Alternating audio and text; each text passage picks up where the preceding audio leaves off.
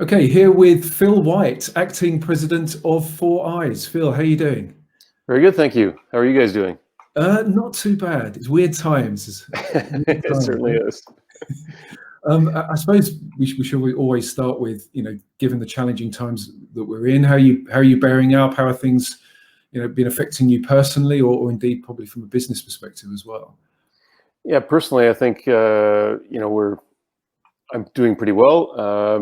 We in Canada have been, I think, less affected because people are, generally don't. Well, we don't live anyways downtown, so we live just in kind of, I guess, the western suburbs, and so we've been able to get outside, go riding, go running, that sort of thing. So we've been less affected than a lot of other people, especially if you're in a condo downtown with two kids.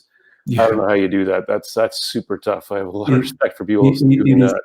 It is really tough. Yeah, definitely. It's a bit happened a while ago for me, but yeah, it's certainly got to be tough for a lot of people out there. In terms of your latest step, maybe you want to give us a bit of a background to how you came to be acting president of Four Eyes, and making that move with them as a company. Yeah, well, I've been, I guess, since I left Cervelo, which was crumbs, 2012. So yeah, it's like 8 years ago now. I've been working, talking to people about innovation, doing some lecturing there, and some consulting, and I've been serving on a few boards. And one of the boards that I was on was Four Eyes board, Mhm. and what I've seen in other cases as well is the whole COVID thing when it hit. It's just created an opportunity where boards are being asked to step in and help out wherever they can. So they're taking a lot more active role in the operation of the company than they would have, 2 months or 3 months ago. So we've been looking at that. How do we deal with some pre-revenue divisions we have? How do we deal with making sure everything is, we're well positioned to ride this out and hopefully prosper during it? And in the area of the operational side, the board asked me, can you step in here and help out with the operations? So yeah, that's why I got involved. It was a neat opportunity. I'm a big Yeah. fan of the company, obviously being on the board, and I think they're really well positioned for kind of the coming wave of what's going to happen in innovation in sport. So yeah, I was there at that time to be able to help out. So I'm happy to do so. Yeah, yeah, absolutely. I think what you just said there about the coming wave of innovation. There's probably a few things you can't talk about in terms of what Four Eyes has got in the pipeline, but the company has clearly, recently reported, solid demand for its bike trainers, and of course, its power meters. What is it that particularly excites you about the business, and your hopes and expectations for the Four Eyes brand going forwards? Well, a few years ago, I was kind of looking at where do we go from a technology standpoint in sport? And this was one thing that we were pushing when I was at Pawn, is like each of the brands should have a vision of where they see technology playing a part in the future of the brand. And it's gonna be different for every brand. But we definitely saw the need for bringing tech in, and you're seeing more and more tech come in now. But the question is, yeah, we can pretty much do anything from a technology standpoint. But the real question is, what is meaningful to the customer? And Yeah, it's got to be really simple, really convenient, and really easy to use.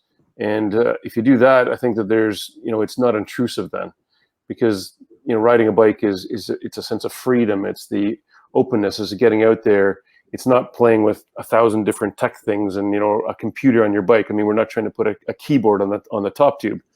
So you've got to, it's a different. If you stick to those principles and understand where tech can help and make it a great experience, then I think it makes a lot of sense. yeah, yeah. What are your thoughts about indoor? Because obviously indoors just had a big explosion in terms of indoor cycle.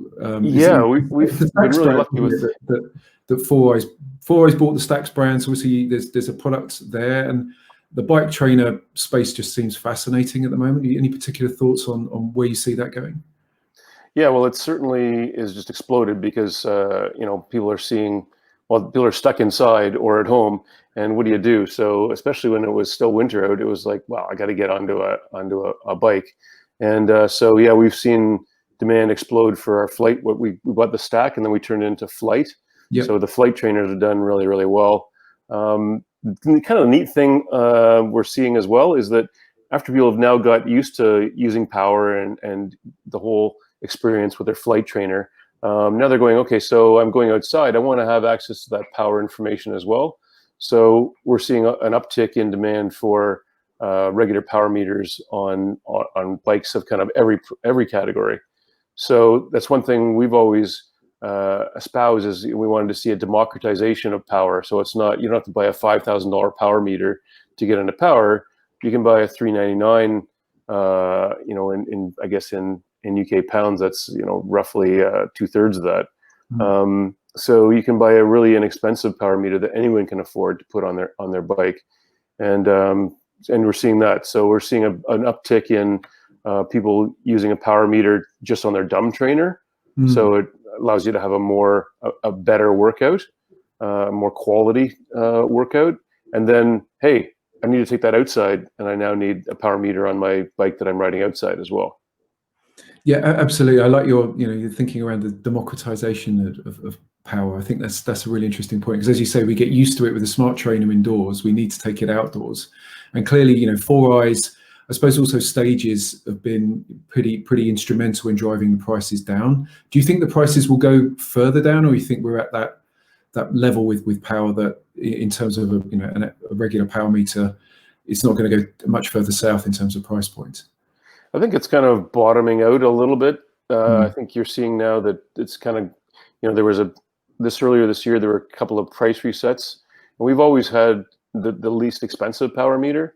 I think the best one as well. I mean, we've done a lot of work to make sure the quality of our data is much higher. It's higher frequency, higher accuracy, and we're able to do it much more accurately because we've got this 3D strain gauge where we're looking at what's happening not just in one direction, but in every direction around the crank. So if you've got a bit of an odd pedaling style, we're able to still give you accurate numbers, whereas some of the less expensive and cheaper solutions, they just haven't been able to give you the same accuracy as a full 3-dimensional power meter, a triaxial power meter. So, we've always, we want to have the best, but we want to make it accessible to everybody.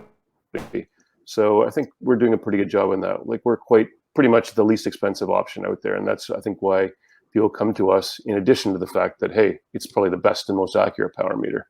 Yeah, accuracy is a really interesting area as well. So what are your thoughts on Zwift racing and athletes with some pretty important big power numbers going out there? I mean, obviously we see that we're riding along thinking, how can they put that watts per kilo out? Clearly, there are probably a lot more pros or semi-pros on Zwift now than there used to be, say 12 months ago. But what are your thoughts on accuracy within Zwift and with the whole esports momentum starting to build? Oh, well, it's an interesting thing that you ask, because we've actually been just talking with people at the Velon and the UCI, and the IOC is actually interested as well. So it's like, how do we police this? How do we make sure that no one's cheating? So I know that they're actively looking at that, and how do we do it? So we've had some discussions with several people. I'm also on, there's a board of the Ray Emery Sports Engineering Center at Purdue. And they've been working closely with the IOC and the UCI and Velon on kind of how do we police this and make sure it's fair for everybody going forward. So yeah, it's funny that you bring it up. We just had a couple of meetings on that this week. Oh, right. So yeah, I think that there's going to be, the interesting thing is, how do you bring in the aspect of aerodynamics into it? So obviously, if you go down in your drops and you're down, you suddenly get a huge boost in power, or not a boost in power, but a boost in speed, because your power is the same, and that. So that's an interesting area that I think we've been working on some solutions for. That is, how do we bring in the fact that, hey, if you can get down in your aero position, either on the drops or in a tri position, like in that sort of position, you should see a boost in the speed you're able to achieve. And we've been figuring out ways that we can do that for esports. So it becomes more and more like the reality of riding outside, rather than just having someone that can, put out huge numbers. And you're going, yeah, but are they standing up at the same time that they're doing that? Because it may not actually be faster. So yeah, I think Yeah. that's, you're moving towards the new reality is the new Yes. reality on a trainer. How do you make that real reality? Yeah, the new normal, I suppose, is the virtual Yeah. bike racing or something, isn't it? Yeah. But in terms of the market that we're now in, obviously the bike industry is actually coming out okay, but probably more at the entry level in terms of, people getting out using bikes more from an urban transportation point of view. So that's clearly to be welcomed. I think that's just fantastic. Certainly more people out running as well. Any advice for a business at this particular juncture in terms of making the leap, setting up in really what will be very challenging times? We're looking at economic depression, or certainly low levels of economic activity going forwards. Have you got any learnings or any guidance or anything you'd like to share from your experience? Obviously, establishing Cervelo with Gerard, with the sale obviously to Pond Holdings, or obviously any of your other experiences over the years. Yeah, well, I think right now the big thing we're seeing, because interesting, Four Eyes is really in an interesting setup. We have our own online store at foureyes.com, but we also sell through dealers, and we also sell online through either like Power Meter City or that sort of company that targets the online market. So and we have distributors kind of globally. So we're seeing how things are reacting in all these different segments. And yeah, the bike shops that have an online component are doing really, really well. Bike shops that have been able to pivot and come up with an efficient way of dealing with customers in store. So basically pre-ordering and then delivering, or pre-order and pickup, or finding a way to social distance in stores, are doing well. Social distancing in stores, is we're seeing that's difficult. So the online component is people are still leery about going out. So yeah, we're seeing the stores that are dedicated online, or that have a good online component and a good interface with the customers, those are doing well. And our direct to consumer sales are up as well. So it seems as if you've been able to pivot and move quickly and adapt, you're doing well. If not, you're seeing a serious element of trouble. Yeah, so you would say, I suppose, therefore, that being adaptable is key. I mean, I suppose that's the case for any business at any point in its history, but now more than ever. Is that what you're saying essentially? Yeah, I mean, people look at it and go, the ultimate parallel is Darwin, and Darwin didn't say the strongest survive. He says the ones that were quickest to adapt survive. That's always been the case. But man, if you were thinking about it and you're talking about it in the future, I probably should update my website and that. Yeah, now you're in trouble. So you have to do it immediately. And you have a pretty decent website as well. I mean, people don't have a lot of patience because they've been tuned over the last few years on what sort of expectation they have, how long they're willing to wait, and how many clicks they're willing to go through, and that they can go and get can get it anywhere. So they're not willing to take a stock out, and that's one thing that we've been pushing out our product to support our retailers. But we've been able to do that because we've had control of our own supply chain. We've got our own factory in Alberta. So we're able to put in 2 more lines to crank out more product faster, and we've got our own factory in Taiwan as well. So we're able to kind of crank that up. But I mean, we've had trouble getting enough people. So if you know anyone that's looking for a job installing power meters in Taiwan or Alberta, let us know, because our sales our shipments out of our Taiwan factory up 400% since February. So we're just struggling, and those guys are working crazy amount of overtime to help out.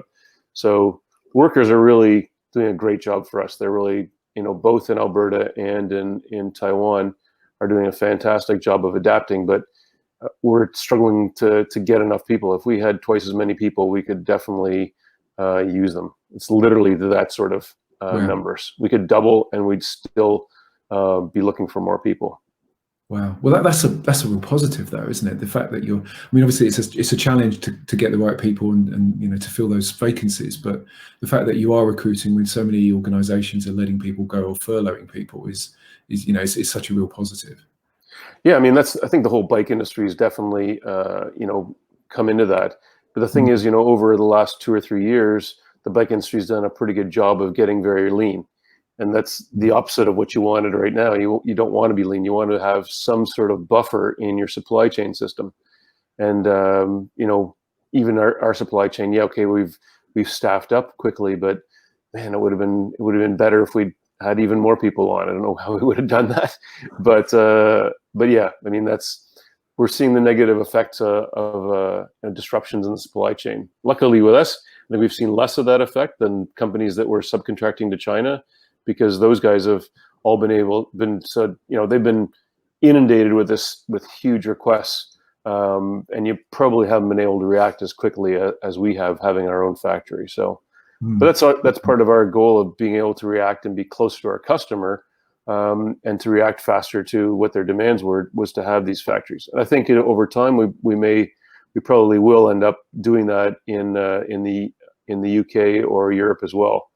So, you know, I see us being closer to our customers and spreading our risk by having not just one supplier, but by having our 3 owned factories to supply the various regions. Yeah, yeah. Well, that's encouraging for us over here in Europe as well. I'd like to see more of the brand as well. Do you see the future more direct? Because you mentioned obviously you've got your own website, you're working with dealers. Do you see the future more around direct to consumer, or do you feel that the role of retail within the bike trade is so important that chain will never be broken? Excuse the awful pun there. I think that we're seeing that as long as you can supply customers however they want to be served. Right now they want to be served online because of the current situation. I think it's going to come back. I think, you know, when it comes back to service, I think we have good service that we can provide to customers, but we also want to be able to meet their online things. So I think it's always going to be an omnichannel model that's going to be strongest. And we're seeing now that, you know, companies that are totally online, even Amazon is opening up stores. Yeah. So I mean, I think you're going to see that it's not one or the other. It's a combination of both, and it depends on how do I want to be served today. Yeah. Right now it's online, but you know, I've got to go out and get some plants for the yard, and that's going to be I'm ordering it online and doing a pickup. In some places, I'll want to actually look at the plants, so I'm going to actually go out and actually go into the store, mind you, with a mask and some social distancing. So I think it's going to be an omni-channel model that's going to work, and especially as things are opening up, we're going to see that, and you're going to see places where it's going to throttle down again. So you're going to be forced to go online. So I think we're well positioned because we have our own supply chain, and we have the whole spectrum from pure online to stores that you can get your power meter at. Yeah, I suppose with the point on power meters, I suppose with many riders wouldn't be comfortable with actually fitting that power meter. So if you've got a crank-based power meter, they may want to take that into a bike store to get that fitted and just to feel comfortable that it's been appropriately done. So the role of the store as a service provider, as a focus of community, it's encouraging that they've been seen as sort of key worker status, if you like, within most countries around the world, and that the consumer has embraced that too, obviously with social distancing currently. Yes, I agree. Yeah. Final quick question then. So the aim of this sort of series of videos was to sort of delve a bit behind the news in terms of stories. Obviously, we saw that you got more involved with Four Eyes, which was really interesting, and also alongside that was to try and maybe come up with some, I don't know, a bit of a positive vibe during what is essentially quite a difficult time. And so the question we kind of have is that if you recall back to March, lockdown happened, events started being cancelled. It felt like a bit of a house of cards scenario. And I suppose, given that everything is so interconnected with events, we've made this point before. So how do you see the future and the prospects for endurance sports? Obviously, with the Cervelo brand, you had a strong roots within triathlon, of course, then obviously with road as well. How do you see the bike category, endurance sports in general, going forwards, weathering this storm? Do you think we'll come back stronger, even while events have been so badly hit and look to be, particularly hit this year, the year, of course? Yeah, I think that yes, they'll come back stronger is the short answer. And I mean, that sound may sound kind of trite, but no, when you look at the background, it's like we've got a bunch of people that are more riding now. A lot of people have picked up an indoor trainer, a flight trainer in our case, and they're now riding inside. And then you go, well, this is nice, but I mean, I really like to get outside in the summer. So there was people are going out on the road. We're seeing that. So yes, and it's not just us that's taking the benefit of that. Also, you're seeing a huge bump in the number of people, especially in North America, that are looking for that sub $1,000 bike. You know, they don't want to get on public transit right away, but they've got to get to work or to the shops or whatever. So they're taking a bike. So in North America, I think we are seeing a huge boom in cycling in general. Like people are looking back to the same boom as we had in the early 70s with the gas crisis. And so, yeah, I think you're seeing, I mean, who knows how long it'll last, but I think, once you get people out there and they realize, hey, this is a safe sport. I can get around pretty well.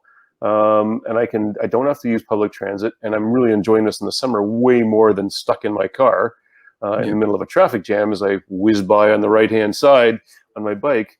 Yeah, I think we're seeing a bump in, that's going to be more in commuting in that. But I think, there's no such thing as a bad person on a bike. There, like, any experience is great. And for the cycling community, the more people that are on bikes, it doesn't matter what bike it is, we all benefit. So, and I think, yes, yes, there's a huge groundswell I see of people getting on bikes.